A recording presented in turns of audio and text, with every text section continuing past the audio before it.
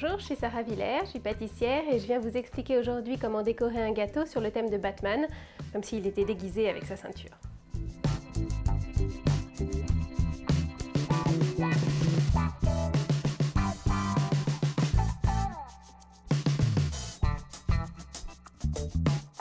Je vais commencer par colorer une partie de la pâte en jaune, qui nous servira après pour les éléments de décor qui forment la ceinture du déguisement de Batman. Donc pour doser le colorant, après c'est juste une question d'habitude.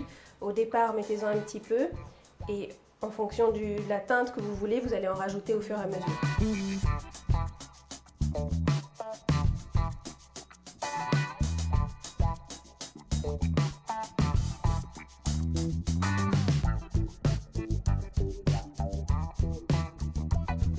Vous allez maintenant en prendre une petite partie au fur et à mesure pour chaque élément de décor que vous allez préparer.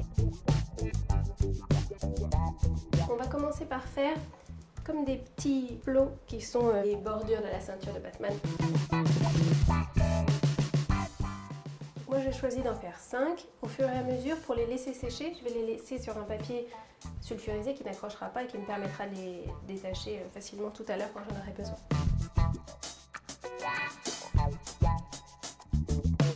J'ai repris un peu de pâte à sucre. Je recommence toujours par un petit peu la modeler dans mes mains et l'assouplir.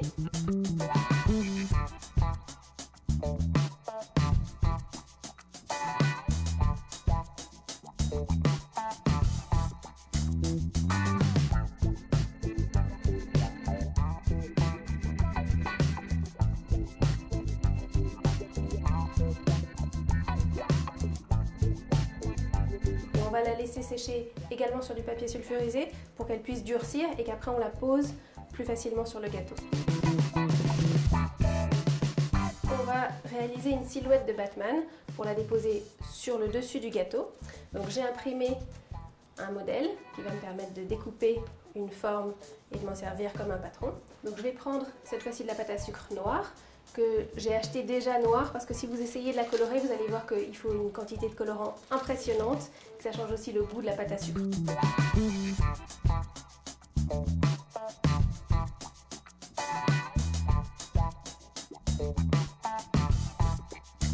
Donc je l'ai fait une première fois tout autour, légèrement sans trop appuyer. Et maintenant je vais repasser tous les contours pour m'assurer qu'ils soient bien nets.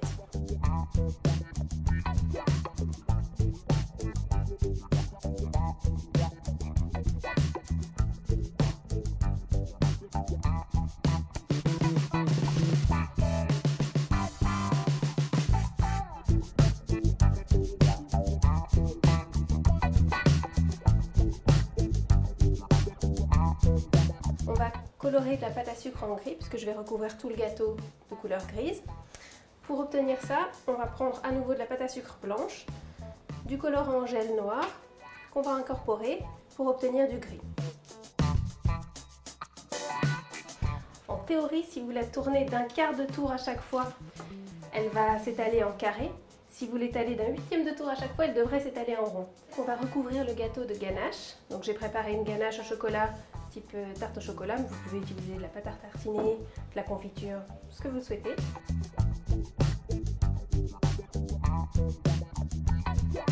Donc pour la dimension de la pâte à étaler, essayez de l'étaler plutôt plus grande que ce dont vous avez besoin. De toute façon, on va couper tous les bords, mais il ne faudrait pas qu'il soit trop court et qu'on ne puisse pas recouvrir l'ensemble du gâteau.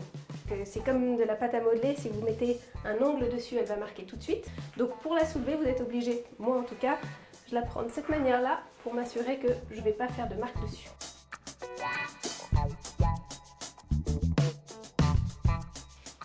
Donc maintenant, je vais couper l'excédent de pâte qui est tout autour de mon gâteau.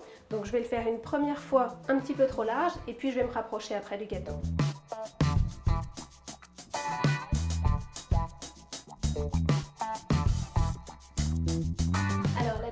Maintenant, on va déposer les décors sur le gâteau et terminer la ceinture de Batman et la silhouette.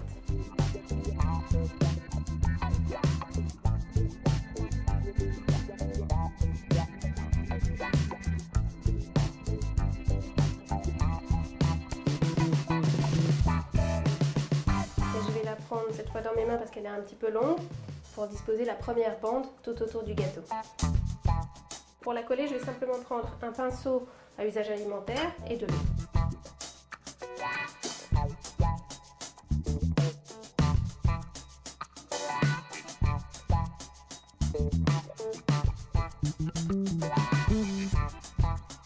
Je vais commencer par coller avant de retirer l'excédent.